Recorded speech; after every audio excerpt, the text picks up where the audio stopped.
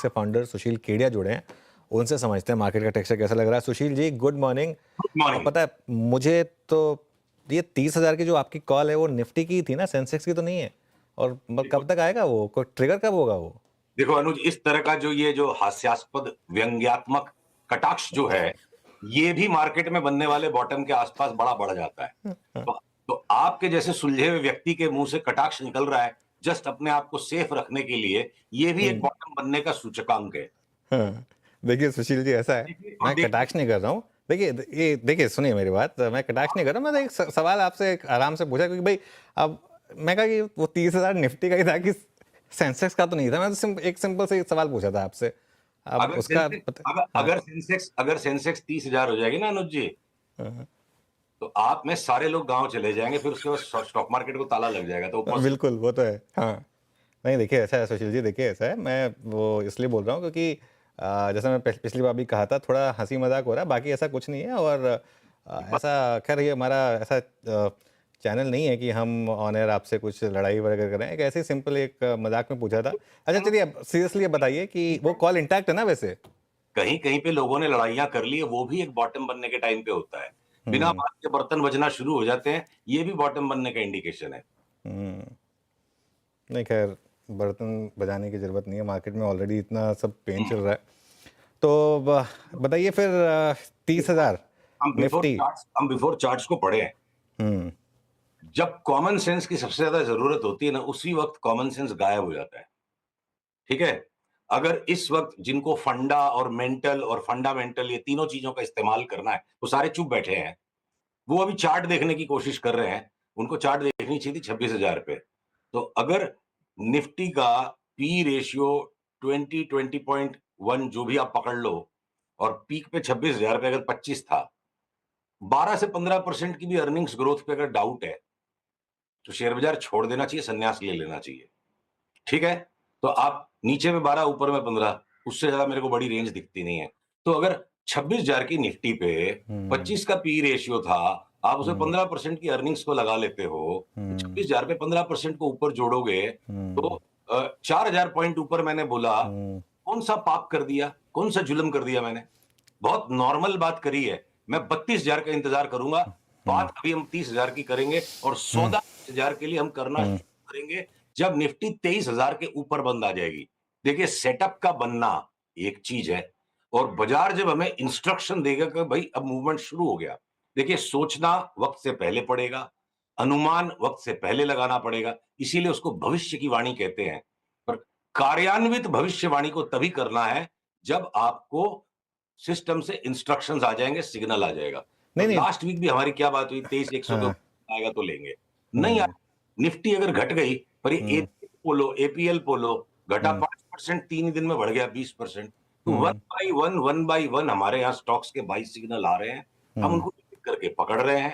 और हम्म पूछोगे कि क्या चलेगा, मैं बोलूंगा जब हम्म 120% की तेजी संभव है बाजार। हम्म। मैंने भविष्यवाणी कर दी, नहीं हुआ तो मुझे फांसी पे लटका देंगे कुछ लोग। नहीं नहीं, देखिए सुशील जी, फांसी पे तो खैर लटकाने की बात नहीं है। अच्छा, दूसरी बात ऐसा भी नहीं है। हाँ, देखिए हमारे चैनल पे ये एक सेकेंड, हमारे चैनल पे ना ये रिक्वायरमेंट नहीं है कि आपको एडिटर के साथ उनकी हाँ में हाँ मिलानी है। आपका व्यू अलग हो सकता है, कम्प्लीटली अलग हो सकता है, और उसको मैं रिस्पेक्ट कर रहा हूँ।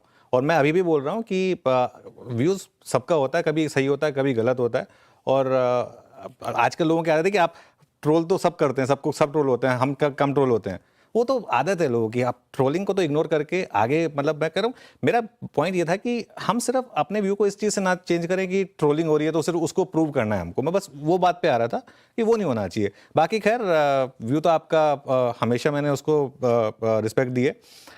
स्टॉक स्पेसिफिक यहाँ से क्या सौदे आपको अच्छे लग रहे हैं? अनुज, मैं वापस से बात को दोहराऊंगा। हम्म अगर मेरे सर पे कोई रिवॉल्वर रख दे और बोले तेरे को कुछ शॉट करना पड़ेगा, कोई स्क्रिप्ट निकाल के दे, हम्म तो मैं बोलूंगा भाई 5% से ज्यादा कमाने की जगह कोई स्क्रिप्ट में नहीं दिख रही है। वो हम्म भी पिछले मंगलवार से लेके अभी तक हुआ है कि आईटी ने झटके से एक खड्डा वापस नीचे का दे दिया थोड़ा सा, और अगर बैंक निफ्टी जिसमें एक हायर बॉटम बना था वो टूट गया। तो अगर 5% से ज्यादा एफ एंड ओ के अंदर कोई भी आइटम नहीं दिखती है, जो कि बेच के सस्टेनेबली कमा ले।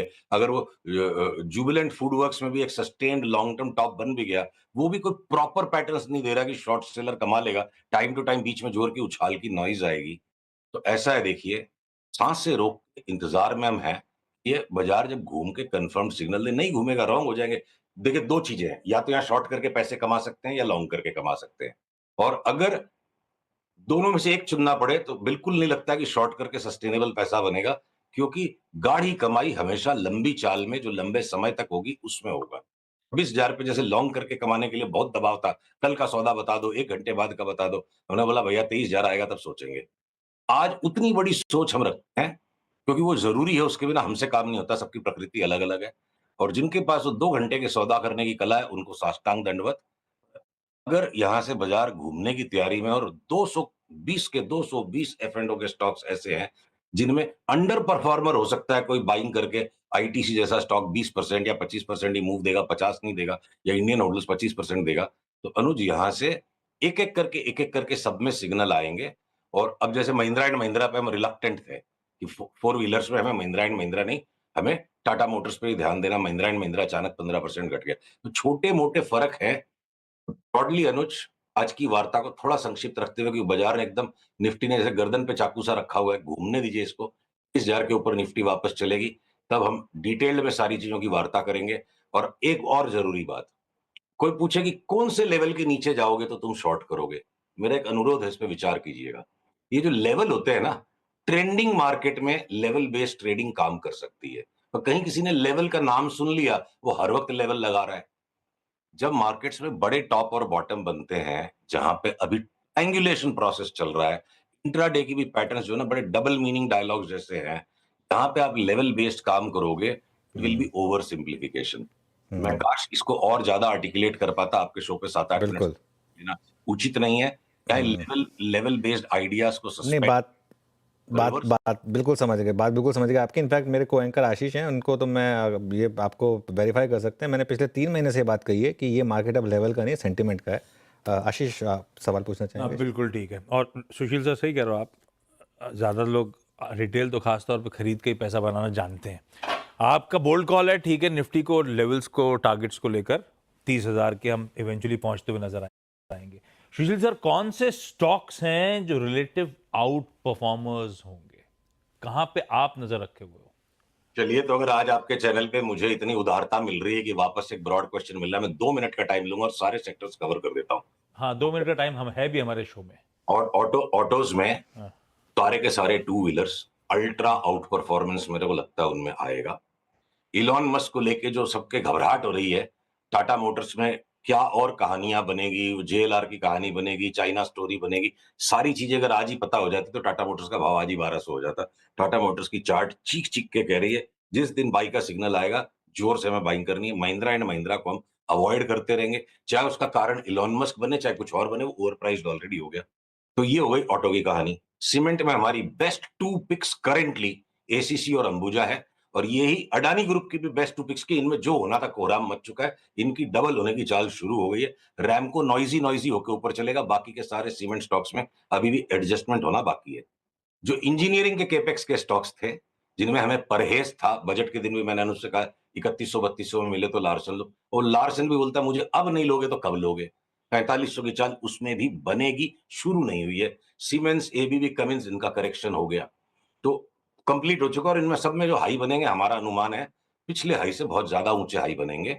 और मैंने ये नहीं बोला कि अब भी जाके आधे घंटे में ले लो, जिस दिन वो बाई का सिग्नल आएगा, हम सोशल मीडिया पे भी, आपके भी चैनल पे, सब जगह आके दोबारा से री एम्फेसाइज करेंगे। अभी हम ये कह रहे हैं बेचो मत, अब आ जाइए आप। इंजीनियरिंग हो गया, बैंकिंग के अंदर में small banks, small finance banks, small private sector banks, मेरे को लगता है बेहिसाब पैसा बरस सकता है इनमें। और लार्ज बैंक्स को ज्यादा पढ़े लिखे लोग, जो सारे फंड्स में माल है, एचडीएफसी, आईसीआईसीआई, मेंटेनेंस रिटर्न्स आएगी 15-20% की।